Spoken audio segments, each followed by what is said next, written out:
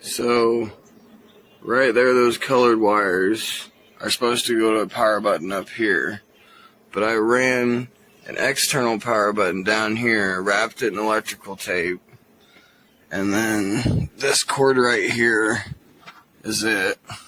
Went a little big on the wires, but then I ran it behind this through a hole that I drilled out for this, and then this is my power button for my PC now. So yeah, I love it.